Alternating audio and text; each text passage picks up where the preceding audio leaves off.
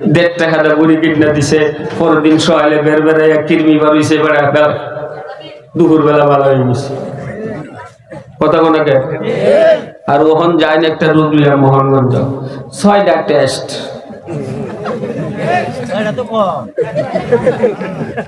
Test করা জিব্বা দিকটা করে লিছে বলেন রোগ কইছে আকর ব্যবহার করে দিছে, লিখে দিছে 3 টাকা 3 টাকা 9 টাকা 9 টাকা 60 টাকা, এই 16 টাকা 16 টাকার ওষুধ খাইবা।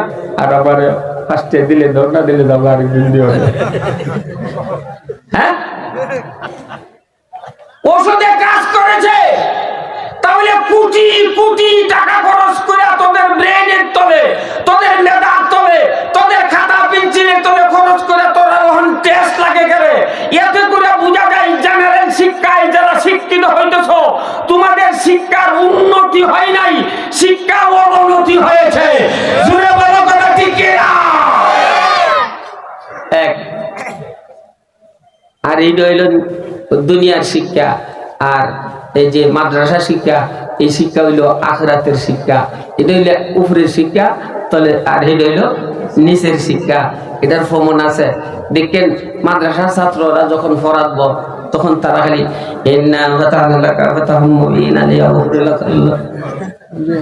মাথা লড়ে,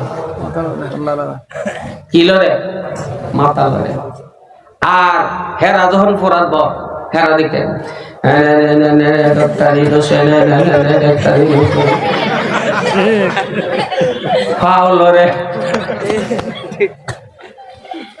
পাও নিষাদ না মাথা নিষাদ, আর কেমনে কইতাম কোটি কোটি টাকা খরচ করে, কোটি কোটি টাকা খরচ করিয়া চিকিৎসা করতে হয় ইন্ডিয়ায়, চিকিৎসা করতে হয় সিঙ্গাপুরে, চিকিৎসা করতে হয় জার্মান। বাংলাদেশের চিকিৎসা নাই। বাংলাদেশের হাসপাতাল গেলে চোখ উঠছে সাদা বুড়ি, পেট নামে সাদা বুড়ি, জ্বর উঠছে সাদা বুড়ি, কথা কই না। আর হাসপাতালের ইমাম সাহেব না আছে, ডাক্তারও আছে,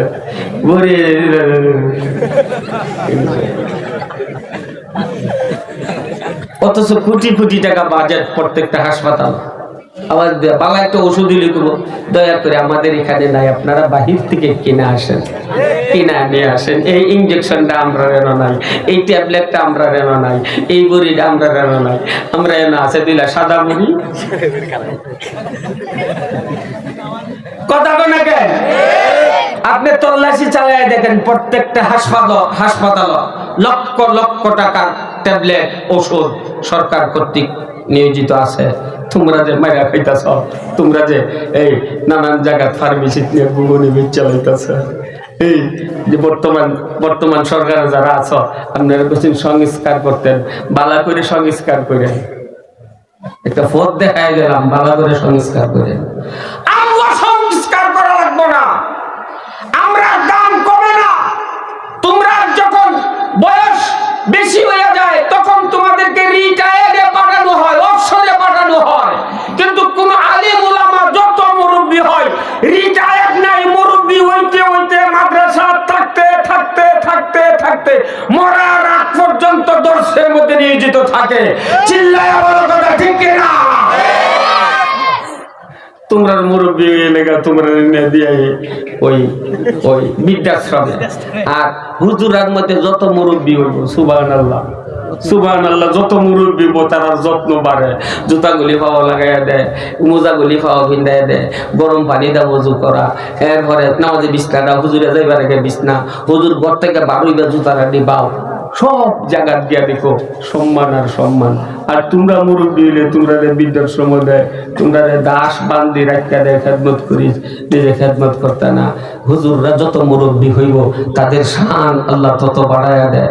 এই আমি নিজের চোখে দেখছি, আল্লামা আহমদ শফির সাহেব রহমাতুল্লাহি আলাইহি, ওনার খেদমতে আমি একদিন ছিলাম। খেদমত করবার দেয় নাই, মানে যারা খেদমত করছে তারারে আমি দেখছি কাশ ফালাইতো থুথু, থুতু ফালাইতো, ছাত্ররা গিয়া রুমাল ধরছে।